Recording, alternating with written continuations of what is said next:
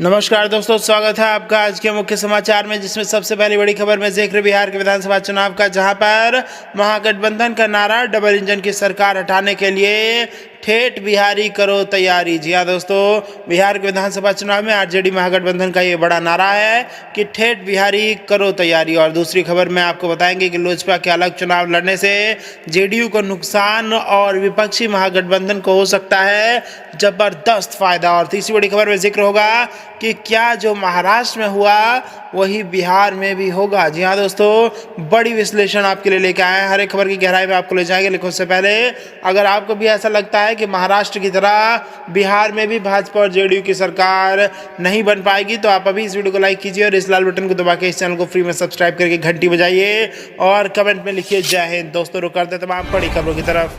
महागठबंधन का नारा double engine की सरकार हटाने के लिए ठेठ बिहारी करो तैयारी। जी हां दोस्तों, राष्ट्रीय जनता दल के नेता और महागठबंधन के मुख्यमंत्री पद के प्रत्याशी नीतीश कुमार के नेतृत्व वाली सरकार को डबल इंजन की सरकार कहकर ताना कसते हैं। तेजस्वी यादव के इस राजनीतिक तंज पर राजद प्रमुख और बिहार के पूर्व मुख्यमंत्री लालू प्रसाद यादव ने बिहार की अस्मिता का रंग चढ़ा दिया है। लालू प्रसाद ने नारा दिया है, ठेठ बिहारी करो तैयारी। तेजस्वी यादव का कहना है, इस नारे के बल पर वह बिहार के लोगों का स्वाभिमान जगाएंगे और कांग्रेस, वामदल तथा राजद के सहयोग से 10 नवंबर के बाद सरकार बनाएंगे। राष्ट्रीय जनता दल के नेता पिछले 3 दिन से चिराग पासवान के अगले कदम का इंतजार कर रहे हैं। बिहार के मुख्यमंत्री नीतीश कुमार को चिराग पासवान का रवैया बर्दाश्त नहीं है। चिराग को संतुलित करने के लिए ही कड़वा घूंट पीकर नीतीश कुमार ने हिंदुस्तानी आवाम मोर्चा के जीतन राम मांझी को जेडीयू और भाजपा के साथ फिर जोड़ा। यह वही मांझी हैं जिन्हें नीतीश कुमार ने 2014 के लोकसभा चुनाव में हार की नैतिक जिम्मेदारी लेते हुए कुछ महीनों का मुख्यमंत्री बनाया था।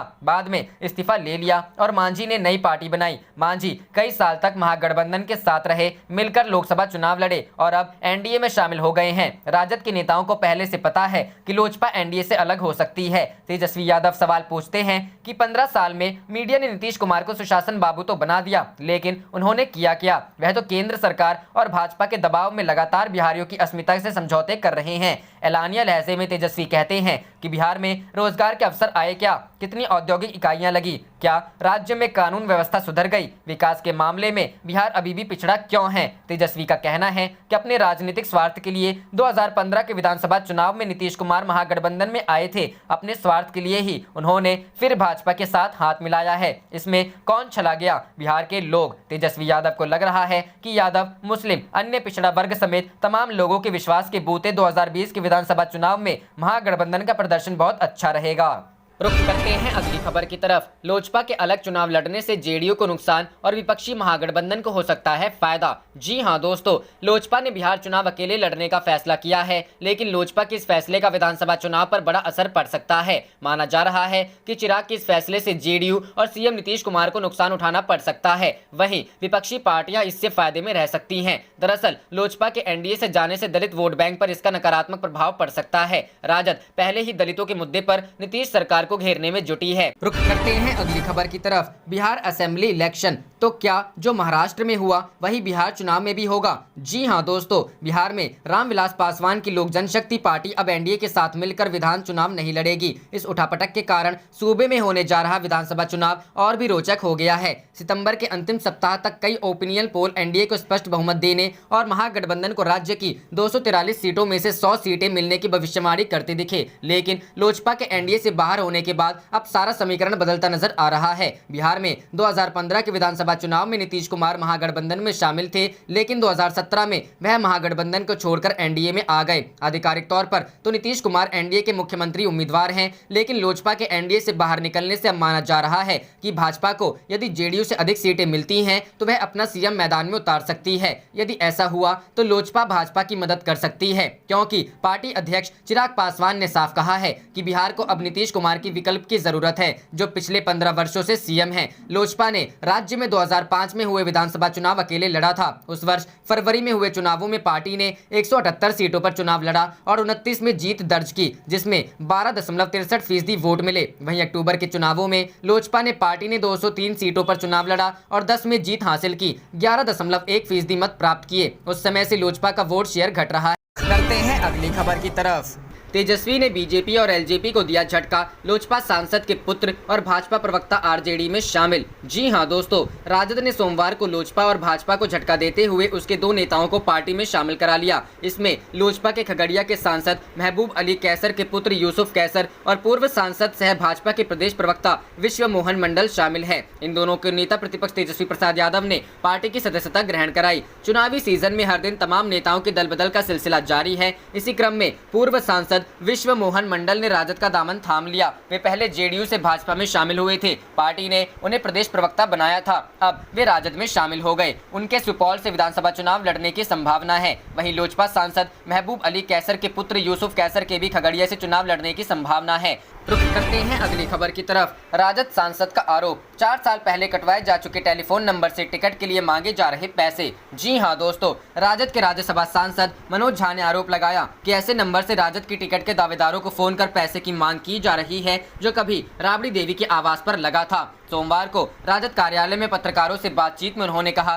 कि इस नंबर को 21 नवंबर 2016 को ही कटवाया जा चुका है। उसके बाद यह नंबर वन विभाग को आवंटित हुआ था। वहां से भी वर्ष 2019 में इसे डिस्कनेक्ट कर दिया गया। श्री झा ने कहा कि बीएसएनएल ने इस नंबर की किसी को आवंटित नहीं होने की जानकारी दी है। उन्होंने इसे सत्ता पक्ष की साजिश बताया। मनोज झा ने कहा कि पटना के नंबर 061222117222 से 19 सितंबर को सीतामढ़ी के टिकट दावेदार को कहा गया कितना पैसा लेकर लालगंज होते हुए आना, 5 देश रत्न मार्ग पहुंचना, 3 अक्टूबर की शाम मुजफ्फरपुर के टिकटार्थी के पास और सोमवार की सुबह भी एक टिकट चाहने वाले के पास इस नंबर से फोन पहुंचा। उन्होंने कहा कि बीएसएनएल से हमने इस नंबर की पूरी कॉल डिटेल मांगी है। उन्होंने सवाल उठाया कि जो नंबर किसी को आवंटित नहीं है उससे कॉल कैसे हो रही है। कहा कि इस नंबर को डायल करने पर ट्रू कॉलर पर तेजस्वी यादव का नाम दर्शाता है। कहा कि यह सत्ता जाने के डर से हताश जेडीयू और उनके सहयोगियों की साजिश है। रुख करते हैं अगली खबर की तरफ। बिहार इलेक्शंस 2020, कांग्रेस ने 46 और आरजेडी ने 27 सीटों पर उम्मीदवारों के नाम फाइनल किए। जी हां दोस्तों,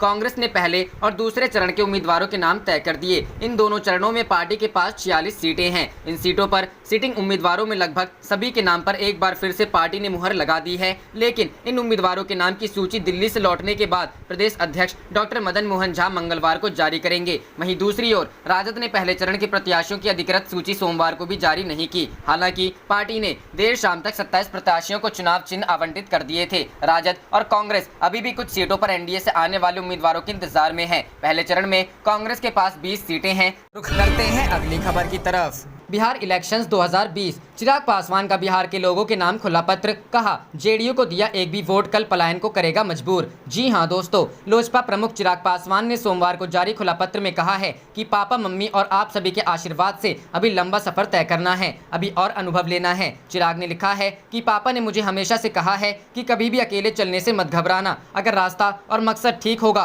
तो लाखों लोग तुम्हारे साथ आएंगे। उन्होंने कहा है कि बिहार के इतिहास का ये बड़ा निर्णायक क्षण है। 12 करोड़ बिहारियों के जीवन मरण का प्रश्न है, क्योंकि अब हमारे पास खोने के लिए और समय नहीं है। जेडीयू के प्रत्याशी को दिया गया एक भी वोट कल आपके बच्चे को पलायन करने पर मजबूर करेगा। चिराग ने आगे लिखा है कि लोक जनशक्ति पार्टी की राह आसान नहीं है, लेकिन हम लड़ेंगे और जीतेंगे भी। मैं पार्टी के सभी नेता व कार्यकर्ताओं से अपील करता हूं कि पार्टी के साथ मजबूती से खड़े रहें। पार्टी के सिंबल पर लड़ रहे उम्मीदवार को जिताने में पूरी ताकत झोंक दे। पापा का अंश हूं, कभी भी परिस्थितियों से हार नहीं मानूंगा। हम लोगों का यह फैसला बिहार पर राज करने के लिए नहीं बल्कि नाश करने के लिए लिया गया है। रुख करते हैं अगली खबर की तरफ। बिहार चुनाव 2020, भाकपा माले ने अपने कोटे के 19 सीटों पर घोषित किए प्रत्याशी। कहा चुनाव में सत्ता में बैठे लोगों का घमंड चूर होगा। जी हां दोस्तों, भाकपा माले ने अपने कोटे की सभी 19 सीटों के लिए उम्मीदवारों की सूची जारी कर दी। पार्टी कार्यालय में सोमवार को प्रेस वार्ता में मामले के महासचिव दीपांकर भट्टाचार्य ने सूची जारी करने के बाद कहा कि यह चुनाव कुछ अलग होगा। वामपंथ एक महत्वपूर्ण घटक होगा, सत्ता में बैठे लोगों का घमंड चूर होगा और बिहार देश को एक नई राह दिखाएगा। उन्होंने कहा